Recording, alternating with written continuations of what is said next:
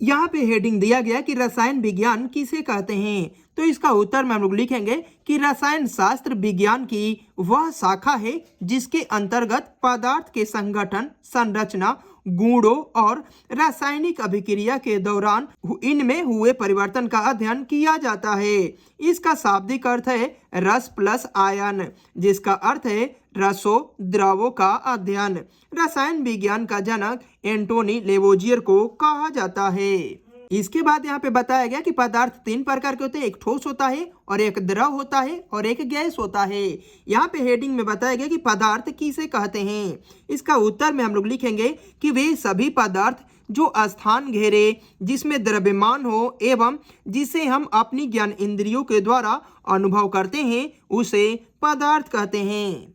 पदार्थ के तीन अवस्था होते हैं, नंबर 1 ठोस, नंबर 2 द्रव, नंबर 3 गैस।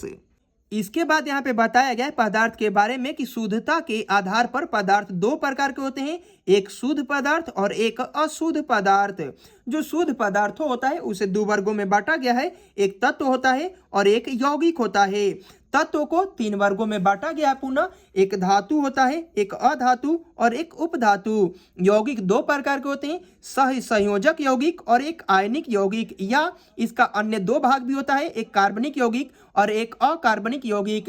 लेकिन यहाँ पे बताया गया है अशुद्ध पदार्थों को एक वर्गों में मात्र मिश्रण में बांटा गया है, जबकि मिश्रण दो प्रकार के होते हैं, एक समांगी मिश्रण और एक विषमांगी मिश्रण। इसमें हेडिंग देंगे हम लोग कि तत्व किसे कहते हैं, इसके बाद हेडिंग देंगे कि यौगिक किसे कहते हैं। यहाँ पे हेडिंग दिया गया कि तत्व किसे कहते हैं। इसका उत्तर में हम लोग लिखेंगे कि तत्व उस शुद्ध पदार्थ को कहते हैं जो एक ही तरह के परमाणुओं से मिलकर बना होता है। सबसे छोटा तत्व जो होता है वह परमाणु होता है। सबसे छोटा कण भी कह सकते हैं परमाणु होता है।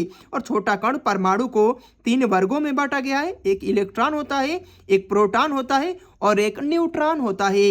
इलेक्ट्रॉन पर माइनस रहता है और इसे ई से सूचित किया जाता है, प्रोटॉन पर प्लस रहता है और इसे पी से सूचित किया जाता है। न्यूट्रॉन पर कोई आवेश नहीं होता है, यहाँ पे शून्य होगा और न्यूट्रॉन को एन से सूचित किया जाता है। कभी कभी परीक्षा में यह प्रश्न पूछा जाता है कि इलेक्ट्रॉन पर कैसा आवेश होता है, तो ऋण आवेश होता है। सबसे छोटा कण क्या है, तो परमाणु है। इससे ऑब्जेक्टिव बार बार पूछा जाता है। अब यहाँ पे एक ऑब्जेक्टिव पूछा जाता है कि परमाणु की संख्या बराबर इलेक्ट्रॉनों की संख्या बराबर प्रोटॉनों की संख्या होती है। यदि आपसे पूछा जाए कि सोडियम में परमाणु संख्या 11 है तो उसकी इलेक्ट्रॉन संख्या होगी तो 11 ही होगी और प्रोटॉन संख्या होगी तो वो भी 11 होगा। यहाँ पे बताया गया कि यौगिक किसे कहते हैं। इसका उत्तर में हम लोग लिखेंगे कि दो या दो से अधिक तत्व जब एक निश्चित भार के अनुपात में रासायनिक क्रिया करके एक नए पदार्थ का निर्माण करते हैं तो इस प्रकार के बने नए पदार्थ को यौगिक कहते हैं। इसके बाद यहाँ पे बताया गया मिश्रण किसे कहते हैं। इसका उत्तर में हम लोग लिखेंगे कि मिश्रण दो या दो से अधिक पदार्थों का संयोजन होता है जो रासायनिक रूप से नहीं किया जा सकता है।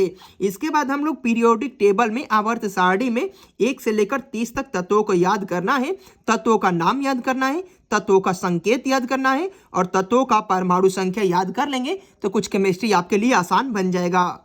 जैसा कि यहाँ पे तत्व, संकेत और परमाणु संख्या दिया गया। हाइड्रोजन का संकेत होता है H और हीलियम का संकेत He, परमाणु संख्या 2, लिथियम का संकेत Li, परमाणु संख्या 3, बेरिलियम का संकेत Be, परमाणु संख्या 4, बोरान का B होता है और परमाणु संख्या 5 होता है, कार्बन का C होता है, परमाणु संख्या 6 होता है, नाइट्रोजन का N होता है, परमाणु संख्या 7 होता है, ऑक्सीजन का O होता है, परमाणु संख्या 8 होता है, फ्लोरीन का F होता है, परमाणु संख्या 9 होती है, नियोन का N ही होता है, इसका परमाणु संख्या 10 होता है। ये प्रश्न एक बार परीक्षा में पूछा जा चुका है कि हीलियम की परमाणु संख्या होती है 2। यहाँ पे देखिए बिंदु का चिन्ह दर्शाया गया है।